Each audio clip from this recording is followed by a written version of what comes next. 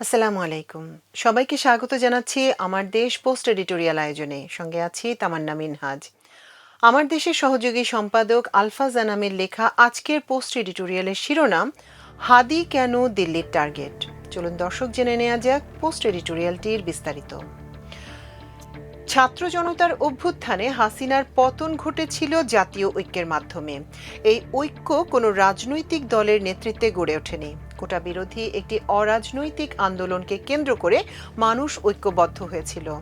দেড় দশকে নিপীড়নের শিকার বিক্ষুব্ধ রাজনৈতিক নেতাকর্মীরা তাতে শরিক হয়ে আন্দোলনকে চূড়ান্ত পরিণতির দিকে নিয়ে যায়। হাসিনার পতন ও পলায়নের পর দেশের রাজনীতিতে যে গুণগত পরিবর্তন আশা করা হয়েছিল তা এখনো হয়নি, বরং নতুন করে বিভেদ ও বিভাজনের আলামত সুস্পষ্ট হয়ে উঠেছে। এই সুযোগে মাথাচাড়া দিয়ে ওঠার চেষ্টা করছে পরাজিত শক্তি। তারা এখন জুলাই আন্দোলনের প্রথম সারির চেনা মুখগুলোকে গুপ্ত হত্যা করার পথ বেছে নিয়েছে। এর প্রথম শিকার হলেন ইনকিলাব মঞ্চের মুখপাত্র শরীফ ওসমান হাদি। তাকে বেছে নেয়ার পিছনে সুস্পষ্ট লক্ষ্য আছে। শুধু জুলাইয়ের মুখ বলে তাকে প্রথম টার্গেট করা হয়েছে এমন নয়। আসলে এই হামলার মধ্যে দিয়ে হাদির কাজ ও রাজনৈতিক তৎপরতার উপর আঘাত হানা হলো। অভ্যুত্থানের পর তরুণ নেতৃত্বে সবাই যখন রাজনৈতিক দল গঠন কিংবা ক্ষমতার বলয়ে ঢোকার চেষ্টা করছেন, তখন হাদি নীরবে অন্যরকম এক লড়াই শুরু করেন। হাসিনার পতনের পর যে গুটি কয়েক তরুণ সাংস্কৃতিক ফ্যাসিজমের বিরুদ্ধে সোচ্চার ছিলেন, হাদি তাদের অন্যতম। হাদির মধ্যে আমরা বহুমুখী প্রতিভার ছাপ দেখেছি। ঝাঁকড়া চুলের সেই তেজস্বী তরুণ হাদিকে আমরা রাজপথে দেখেছি আকাশ কাঁপিয়ে দ্রোহের স্লোগান দিতে।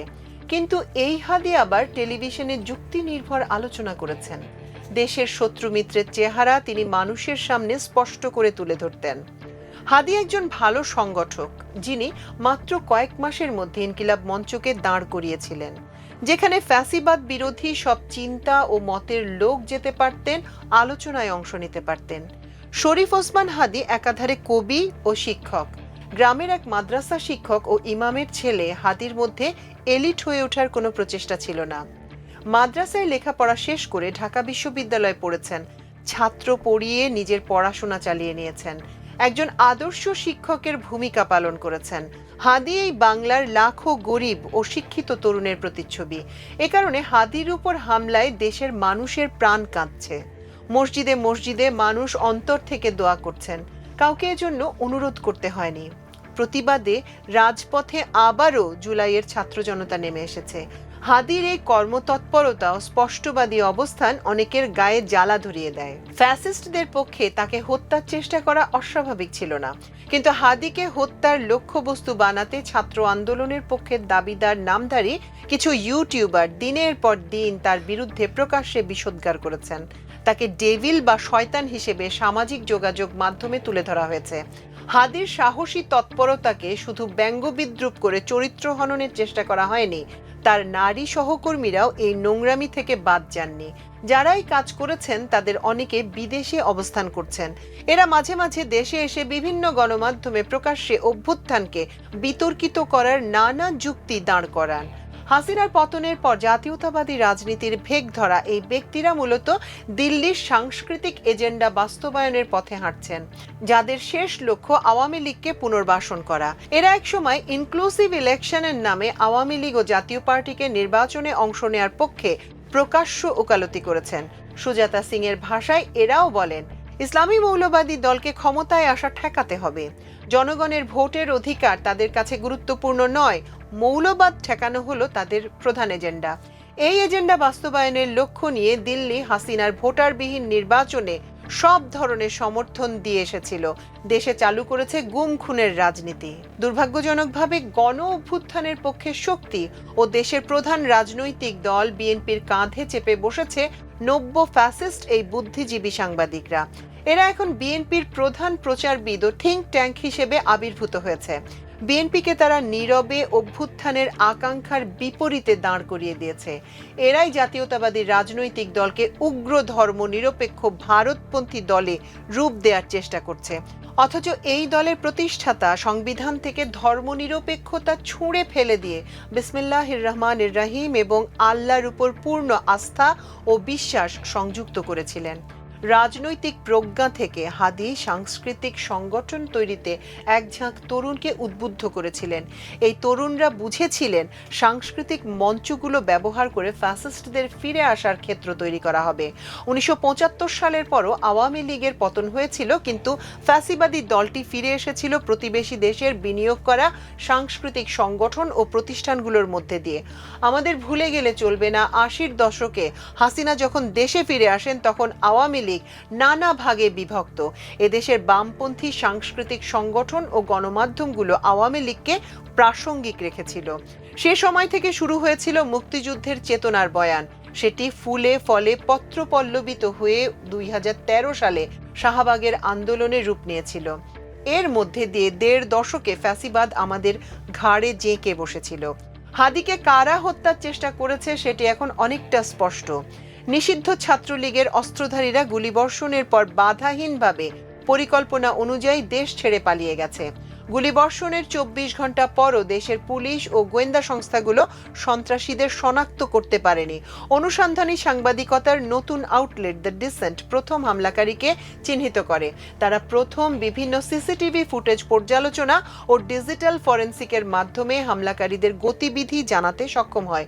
অথচ রাষ্ট্রের গোয়েন্দা সংস্থাগুলো অপরাধীদের ধরতে প্রাথমিক উদ্যোগ নিতে ব্যর্থ হয়েছে।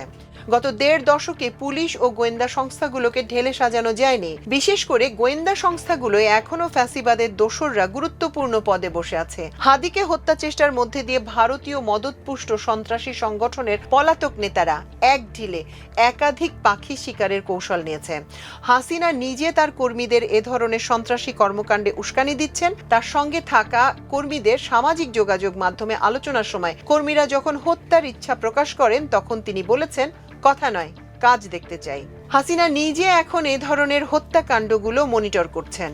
কিন্তু গুপ্ত হত্যার চেষ্টার মাধ্যমে প্রমাণ হয়েছে আওয়ামী লীগ এখন পুরোপুরিভাবে সন্ত্রাসী সংগঠন। এদেশের রাজনীতিতে দলটি আর ফিরে আসার সম্ভাবনা নেই। হাদিকে হত্যা চেষ্টার মাধ্যমে যেমন সাংস্কৃতিক ফ্যাসিবাদ বিরোধী কণ্ঠস্বরকে থামিয়ে দেওয়ার চেষ্টা করা হয়েছে, তেমনি অভ্যুত্থানে পরিচিত মুখগুলোকে হত্যার বার্তা দেওয়া হয়েছে। হাদি ছিলেন ঢাকার একটি আসনের সংসদ সদস্য প্রার্থী।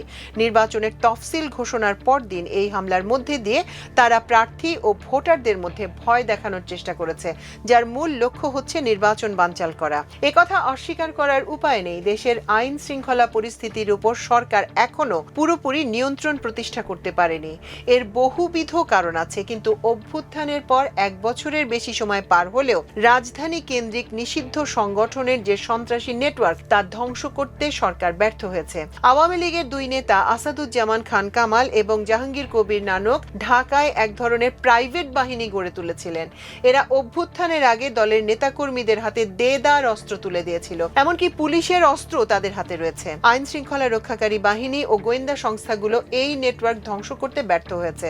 হাদির হত্যা চেষ্টাকারী তরুণ নানকের নিয়ন্ত্রণাধীন মোহাম্মদপুর আদাবর এলাকায় ছাত্রলীগের পদধারী একজন নেতা। সন্ত্রাসী কর্মকাণ্ডের জন্য বহু আগে থেকে পরিচিত এই সন্ত্রাসী প্রশাসন ও রাজনৈতিক শেল্টার ছাড়া প্রকাশ্যে ঘুরে বেড়াতে পারত না। আওয়ামী আমলে এই সন্ত্রাসীরা বিপুল অর্থবিত্তের মালিক বনে যান। ছাত্রলীগের এই খুনি সন্ত্রাসীও সফটওয়্যার ব্যবসায়ী সেজে সরকারি প্রতিষ্ঠান থেকে 2 কোটি টাকা নিয়েছিলেন। হাসিনা পালিয়ে যাওয়ার পর একটি শিক্ষা প্রতিষ্ঠান থেকে বিপুল অঙ্কের চাঁদাবাজি করতে গিয়ে পুলিশের হাতে গ্রেপ্তার হয়েছিলেন। টাকার বিনিময়ে বিএনপিপন্থী উকিলদের আইনি সহায়তায় দ্রুত তাদের জামিন হয়েছিল। হাদির হত্যা চেষ্টাকারী হামলার পর 24 ঘন্টার মধ্যে ভারতে পালিয়ে গেছে। এই ঘটনা থেকে প্রমাণিত হয় বাংলাদেশে অস্থিরতা সৃষ্টির প্রতিটি কর্মকাণ্ডের সঙ্গে ভারতের সম্পৃক্ততা আছে। দিল্লির প্রধান লক্ষ্য হচ্ছে বাংলাদেশে অস্থিরতা সৃষ্টি করা। হাসিনা ক্ষমতায় থাকাকালে বাংলাদেশে গুম খুনের সঙ্গে ভারতের সম্পৃক্ততা ছিল। এখন আওয়ামী খুনিদের নিরাপদ আশ্রয় কেন্দ্র হয়ে উঠেছে ভারত।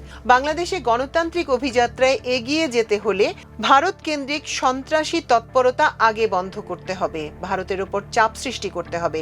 এজন্য দরকার রাজনৈতিক দলগুলোর মধ্যে ঐক্য। হাদির হত্যা চেষ্টার পর প্রধান উপদেষ্টার সঙ্গে রাজনৈতিক দলগুলোর বৈঠক হয়েছিল। সেখানে হাদির উপর হামলার প্রতিবাদে সব রাজনৈতিক দল ঐক্যবদ্ধ প্রতিবাদ সমাবেশের ব্যাপারে একমত হয়েছিল। কিন্তু আমরা দেখলাম প্রধান একটি রাজনৈতিক দল এই প্রতিবাদ সমাবেশে অংশ নেয়নি। এর মাধ্যমে দলটি কি বার্তা দিতে চায় তা স্পষ্ট নয়। দিল্লিকে খুশি করার রাজনীতি যদি লক্ষ্য হয়, তবে দলটির জন্য তা বুমেরাং হবে। পলাতক হাসিনা ও দিল্লির এখন প্রধান লক্ষ্য হচ্ছে নির্বাচন বানচাল করা। হাদির উপর হামলার এটিও ছিল একটি লক্ষ্য, ভয় ভীতি ছড়িয়ে নির্বাচন নিয়ে মানুষের মধ্যে আতঙ্ক ছড়ানো। এই হামলার পর নারায়ণগঞ্জে বিএনপি মনোনীত এক ধনাঢ্য ব্যবসায়ী নির্বাচন না করার ঘোষণা দিয়েছেন। তিনি বলেছেন, নিরাপত্তার কারণে তিনি নির্বাচন করবেন না। বিএনপি যদি দিল্লির ষড়যন্ত্রের বিরুদ্ধে ঐক্যবদ্ধ প্রতিরোধে সামিল না হয়, তাহলে দিল্লির কৌশলে তারা সবচেয়ে বেশি ক্ষতিগ্রস্ত হবে। মনে রাখতে হবে, হাদির সহযোদ্ধা তরুণরা দিল্লি কেন্দ্রিক সন্ত্রাসী তৎপরতায় থামবে না, কারণ আন্দোলনের শুরুতে তারা শত্রু চিনেছিলেন। সে সময় তারা স্লোগান দিয়েছিলেন, দিল্লি না ঢাকা, ঢাকা ঢাকা। এদেশের ছাত্র সমাজ ভালো করেই জানে হাসিনার প্রাণভোমরা হলো দিল্লি।